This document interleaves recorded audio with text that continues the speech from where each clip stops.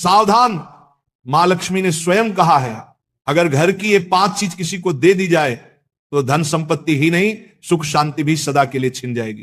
क्या आप जानते हैं, आपके घर की 5 साधारण चीजें ही आपकी किस्मत तय करती हैं। मां लक्ष्मी ने चेतावनी दी है, गलती से भी इन्हें दान कर दिया तो घर में आ जाएगी भयंकर गरीबी। बहुत समय पहले प्राचीन भारत के एक छोटे से नगर विशालपुर में एक साधु का आश्रम था। वहां दूर दूर से लोग आकर आध्यात्मिक शिक्षा प्राप्त करते थे। नगरवासी साधु को आचार्य देव कहते थे, क्योंकि वे केवल भिक्षा लेकर जीवन व्यतीत नहीं करते थे, बल्कि लोगों को सही जीवन जीने की राह भी दिखाते थे। विशालपुर नगर समृद्ध था, लोगों के घर धन, धान्य, गहनों और रत्नों से भरे रहते थे।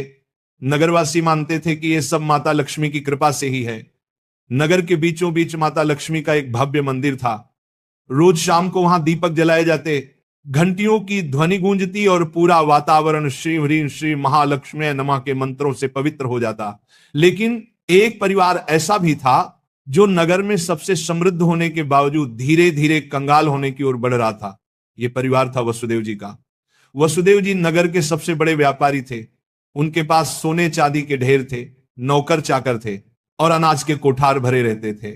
फिर भी कुछ वर्षों के भीतर उनका घर वीरान होने लगा। धन की जगह कर्ज बढ़ने लगा, नौकर छोड़कर जाने लगे और घर में अशांति फैल गई। लोग हैरान थे कि ऐसा क्यों हो रहा है, आखिर माता लक्ष्मी की कृपा एक समृद्ध घर से क्यों उठ गई। वसुदेव जी भी परेशान थे। एक रात वे चिंतित होकर सो रहे थे, तभी उन्हें एक स्वप्न आया। स्वप्न में माता लक्ष्मी प्रकट हुई। उनके मुखमंडल से दिव्य आभा निकल रही थी। 4 हाथों में कमल, शंख, गदा और सोने के सिक्कों की वर्षा करने वाला पात्र था। उनकी मुस्कान शांति और कृपा से भरी थी, लेकिन आंखों में एक कठोर सत्य छिपा था। माता बोली, वसुदेव तुम दुखी क्यों हो? क्या तुम्हें याद नहीं कि धन की रक्षा करना भी एक तपस्या है? तुमने अपने घर की 5 पवित्र वस्तुएं बार बार दूसरों को देकर मेरे निवास को अशुद्ध कर दिया, इसलिए मैं तुम्हारे घर से विदा हो गई। वसुदेव ने हाथ जोड़कर कहा, मां मुझे क्षमा करें, कृपया मुझे बताइए कि वे 5 वस्तुएं कौन सी हैं जिन्हें देने से घर में गरीबी आती है। माता ने कहा, यह रहस्य मैं बताऊंगी, परंतु ध्यान रहे ये केवल तुम्हारे लिए नहीं बल्कि पूरे नगर और संसार के लिए शिक्षा है। 5 वस्तुएं कभी भूलकर भी घर से बाहर नहीं देनी चाहिए, क्योंकि ये वस्तुएं मेरे निवास की जड़ें हैं। इन्हें खोने से घर निर्धन और अपवित्र हो जाता है। इतना कहकर माता अदृश्य हो गई। वसुदेव घबरा कर उठ गए। उनका शरीर पसीने से तरबतर था। अगले दिन वे भागते हुए आचार्य देव के आश्रम पहुंचे और सारी घटना सुनाई। आचार्य देव ने शांत होकर कहा, वसुदेव ये कोई साधारण सपना नहीं है, ये स्वयं लक्ष्मी का आदेश है। अब तुम्हें धैर्य रखना होगा। माता लक्ष्मी ने जो 5 रहस्य बताए हैं उन्हें समझने के लिए तुम्हें एक आध्यात्मिक यात्रा करनी होगी, तभी तुम्हें सच्चा उत्तर मिलेगा। और इस प्रकार यात्रा शुरू हुई। वसुदेव ने अपनी पत्नी सुभद्रा और बेटे माधव के साथ नगर छोड़ दिया और आचार्य देव के आदेश पर हिमालय की ओर प्रस्थान किया। रास्ते में उन्हें तरह तरह की घटनाएं घटी। एक गांव में उन्होंने देखा कि एक महिला अपने घर का चूल्हे की राख दूसरों को दे रही है। वसुदेव को तुरंत माता लक्ष्मी की बात याद आई। क्या राख की भी उनमें से एक वस्तु है? उन्होंने महिला से पूछा, बहन तुम ये राख क्यों बांट रही हो? महिला ने कहा, महाराज लोग मानते हैं कि राख खेत में डालने से फसल अच्छी होती है। वसुदेव ने सोचा, लेकिन ये तो गलती है। चूल्हे की राख घर के भोजन और अग्नि का प्रतीक है। इसे बाहर देने से घर की उन्नति रुक जाती है। यात्रा आगे बढ़ी। वसुदेव, सुभद्रा और माधव पहाड़ों की कठिन राह से गुजर रहे थे। एक रात वे एक आश्रम पहुंचे। वहां एक वृद्ध साध्वी ध्यान में लीन थी। साध्वी ने वसुदेव को देखकर मुस्कुराते हुए कहा, तुम्हें लक्ष्मी माता के 5 रहस्य जानने हैं ना? ध्यान से सुनो। ये पहली वस्तु है चूल्हे की राख।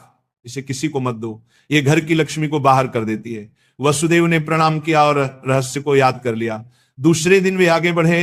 एक गांव में देखा कि लोग अपने घर से झाड़ू निकाल कर दूसरों को दे रहे। वसुदेव ने आश्चर्य से पूछा, तुम लोग ऐसा क्यों करते हो? एक युवक बोला, हम मानते हैं कि पुराना झाड़ू देने से दरिद्रता चली जाती है। लेकिन तभी आकाश में गड़गड़ाहट हुई, जैसे स्वयं माता लक्ष्मी बोल रही हो, मूर्खों, झाड़ू लक्ष्मी का निवास है। ये घर की स्वच्छता और समृद्धि का प्रतीक है। इसे बाहर देने से लक्ष्मी घर से चली जाती है। वसुदेव को दूसरी वस्तु का भी रहस्य मिल गया, झाड़ू। तीसरा रहस्य उन्हें एक कुटिया में मिला। वहां एक वृद्ध साधक बैठे थे, उनके सामने दीपक जल रहा था। साधक ने कहा, बेटा, घर का जलता हुआ दीपक या उससे जली हुई लौ कभी किसी को मत दो। यह घर की ज्योति और आयु का प्रतीक है, इसे देने से सुख शांति चली जाती है। वसुदेव ने तीसरी वस्तु भी जान ली। आगे चलते चलते वे एक गांव पहुंचे। वहां एक परिवार ने अपने घर का नमक पड़ोसियों को उधार दिया। उसी रात उस परिवार के यहां कलह मच गई।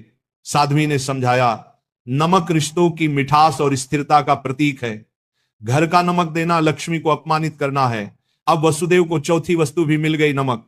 अंततः हिमालय के पास एक गुफा में तप करते एक योगी ने अंतिम रहस्य बताया।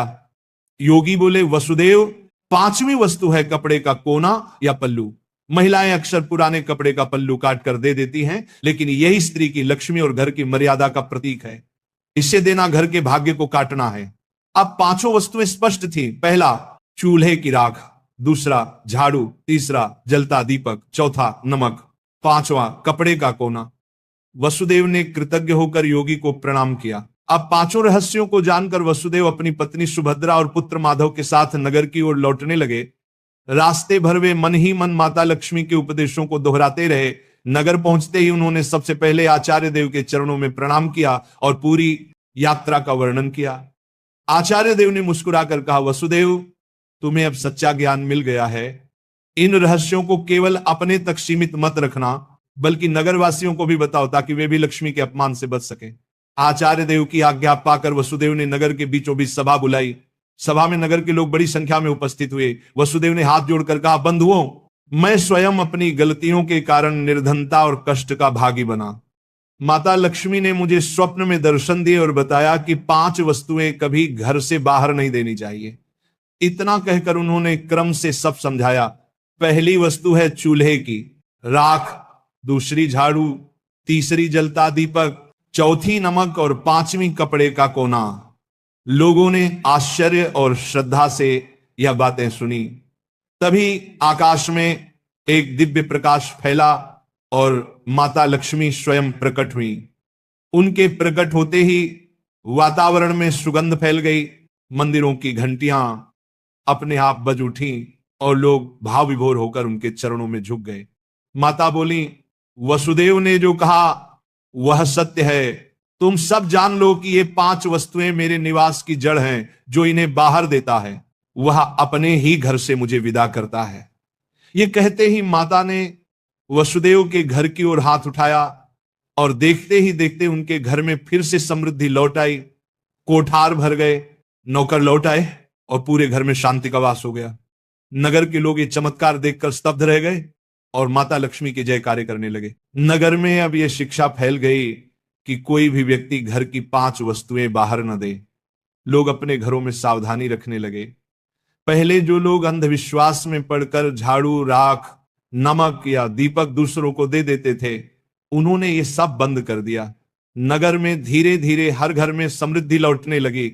लोग समझ गए कि लक्ष्मी केवल सोने, चांदी या धन में ही नहीं, बल्कि घर की पवित्रता, भोजन, स्वच्छता और मर्यादा में भी रहती है। वसुदेव अब नगर में आदर्श बन गए। वे धनवान तो थे ही, पर अब उन्होंने अपने धन को धर्म और सेवा में लगाना शुरू किया।